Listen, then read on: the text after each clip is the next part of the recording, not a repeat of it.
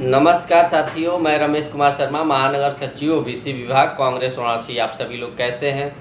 उम्मीद करते हैं आप सभी लोग अच्छे होंगे, स्वस्थ होंगे। साथियों, आज हमारे देश में जो भारतीय जनता पार्टी की सरकार है, उसके जो प्रशंसक हैं उनको अंधभक्त क्यों कहा जाता है, और जो कांग्रेस के लोग हैं उनको भक्त क्यों कहा जाता है, इस पर मैंने काफ़ी सोचा और विचारा। तो मेरे दिमाग में जो विचार उठे, जो ख्याल आए, मैं आप लोगों के साथ उसे शेयर करना चाहता हूं और आप लोगों के बीच में उसे रख रहा हूं। क्योंकि आज जो चीज़, ये जो भारतीय जनता पार्टी के प्रशंसक है, वो जो देखते हैं उस पर नहीं विश्वास करते हैं, जो नहीं देखते हैं उस पर विश्वास करते हैं। जैसा कि आप सभी लोग, उदाहरण के तौर पर मैं बताना चाहता हूं कि आज हमारे देश में महंगाई, बेरोजगारी, देश की गिरती अर्थव्यवस्था, कोरोना काल से पहले हमारा देश विकासशील देशों से बाहर हो चुका था। हमारे देश का कोना कोना बिक रहा है, सरकारी नौकरियां खत्म होती जा रही हैं, किसान आत्महत्या कर रहा है, बेरोजगार छात्र आत्महत्या कर रहे हैं, आम जनता की आय घटती जा रही है, किसानों की आय घटती जा रही है, बलात्कार की घटनाएं लगातार बढ़ती जा रही हैं, महिलाओं के खिलाफ अपराध लगातार बढ़ते जा रहे हैं।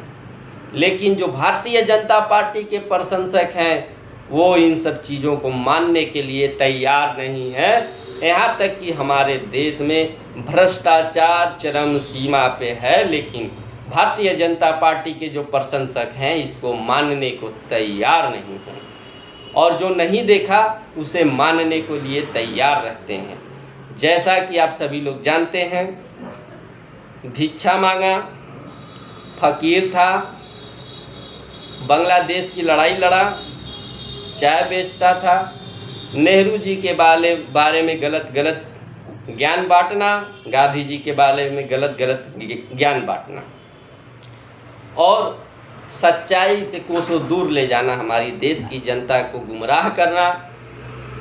इसी के कारण इनका नाम अंधभक्त रखा गया है कि ये जो चीज़ देखते हैं उसको नहीं मानते हैं, और जो नहीं देखते हैं उसको मान लेते हैं। अब रह गई बात किसानों को कि कांग्रेस की, तो कांग्रेस के लोगों को भक्त क्यों कहा जाता है?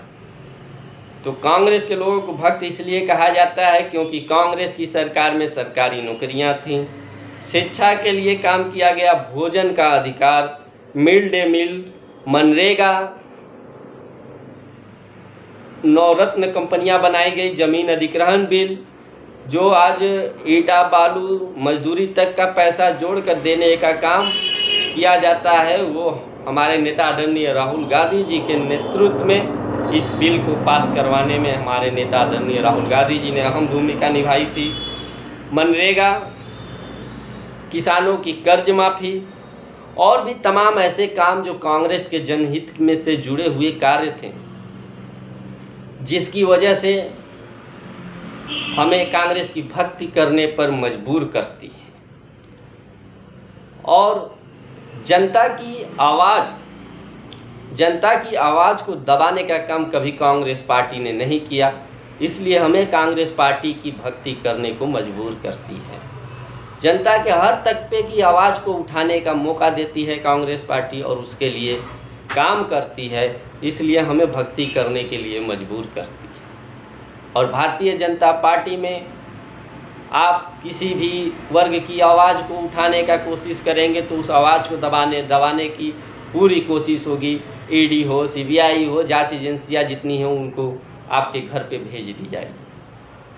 तो साथियों, आप लोगों को समझना होगा, जो ये सरकार है, झूठ प्रेम की बुनियाद पर सत्ता के लालची लोग हैं जो आज सत्ता में बैठे हैं, और इनसे जब उस समय अंग्रेज़ों से बचाने का काम कांग्रेस पार्टी ने किया था, और फिर आज जो है कि फिर से इन जो अंग्रेज़ के दलाल हैं इनसे बचाने का काम भी कांग्रेस पार्टी करेगी। और वो हमारे नेता आदरणीय राहुल गांधी जी की जिस तरीके से यात्रा चल रही है, जन समर्थन प्यार मिल रहा है, उससे कहीं न कहीं बदलाव की एक बयार चल रही है, और जल्द ही इस भारतीय जनता पार्टी को अपने नेता आदरणीय राहुल गांधी जी के नेतृत्व में उखाड़ कर फेंकने का काम करेगी कांग्रेस पार्टी।